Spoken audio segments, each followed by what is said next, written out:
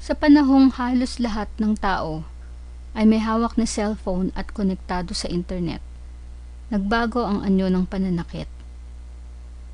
Hindi na lamang ito nangyayari sa pisikal na mundo. Lumipat ito sa digital na espasyo, kung saan ang mga salita ay kayang manakit kahit walang harapang nagaganap. Dito umuusbong ang cyberbullying, isang uri ng pananakit na tahimik ngunit malalim ang epekto. Si Mara ay isang karaniwang estudyante. Hindi siya sikat at hindi rin naghahangad ng pansin. Ginagamit lamang niya ang social media upang makipag-ugnayan sa mga kaibigan at magbahagi ng saloobin paminsan-minsan. Isang araw, nag-post siya ng kanyang opinyon tungkol sa isang isyong panlipunan. Maayos ang pagkakasulat at hindi ito mapang-insulto. Isa lamang itong personal na pananaw. Hindi niya inaasahan ang sumunod ng mga pangyayari. Makalipas ang ilang oras, nagsimulang dumami ang mga komento. Sa una, may ilang hindi sumasang-ayon na normal lamang sa online na diskusyon. Ngunit hindi nagtagal, nagbago ang tono ng usapan.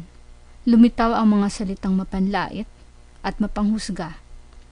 May mga taong tinawag siyang walang alam at mayabang.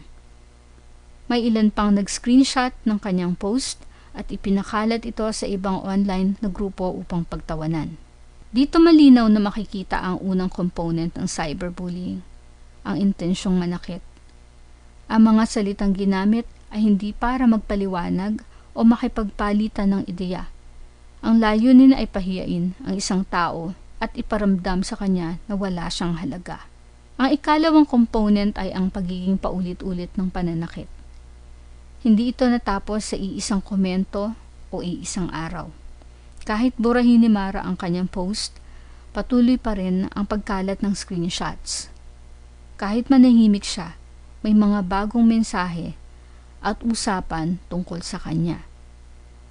Ang cyberbullying ay hindi isang biglaang pangyayari, kundi isang tuloy-tuloy na pag-atake.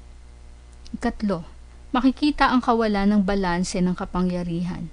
Si Mara ay nag-iisa lamang, samantalang ang mga umaatake ay marami. May ilan pang gumagamit ng anonymous accounts, kaya mas malakas ang loob nilang mang-insulto. Dahil dito, mas nahihirapan ng biktima na ipagtanggol ang sarili. Ikaapat, ginamit ang teknolohiya bilang pangunahing kasangkapan ng pananakit. Ang cellphone na dati ay simbolo ng koneksyon ay naging pinagmumula ng takot. Ang bawat notification ay nagdudulot ng kaba. Ang social media ay naging lugar ng panghuhusga at paninira ng pagkatao. Ikalima, malinaw ang epekto sa biktima. Unti-unting nagbago ang kilos ni Mara. Nawala ang kanyang kumpiyansa sa sarili. Naging maingat siya sa bawat salitang isusulat. Bago magsalita, lagi niyang iniisip kung siya ba ay pagtatawanan muli. Kahit walang pisikal na sugat, ang pinsalang dulot ng cyberbullying ay emosyonal at malalim.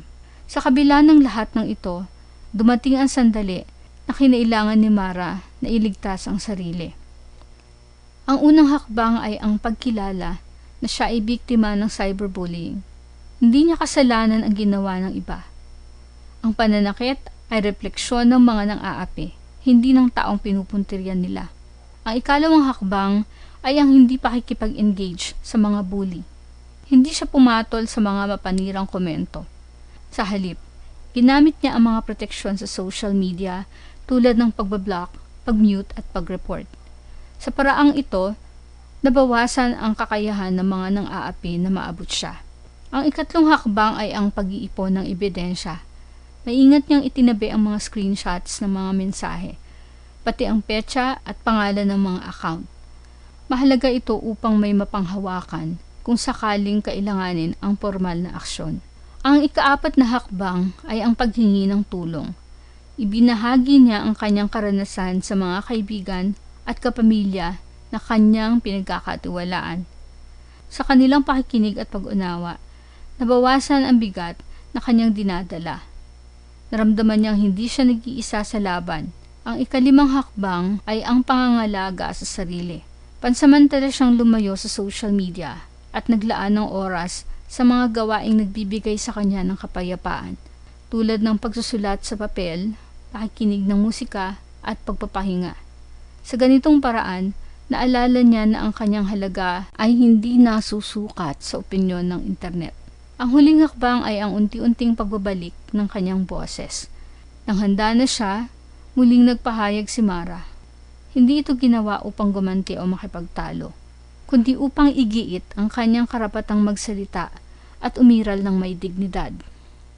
Ang cyberbullying ay isang seryosong suliranin sa makabagong lipunan. Maaari itong magdulot ng matinding epekto sa emosyon at pagkatao ng biktima. Gayunman, ipinapakita ng karanasan ni Mara na may paraan upang harapin ito. Sa tulong ng kaalaman, suporta at respeto sa sarili, posible ang pagbangon. Ang digital na mundo ay maaaring maging lugar ng pananakit, ngunit maaari rin itong maging espasyo ng paghilom. Kapag natutong magsalita ang mga biktima at humingi ng tulong, unti-unting nawawala ang lakas ng mga nananakit. Ang mahalaga ay hindi harapin ang laban ng mag-isa at huwag kalimutang ang dignidad ng tao ay may halaga, online man o offline.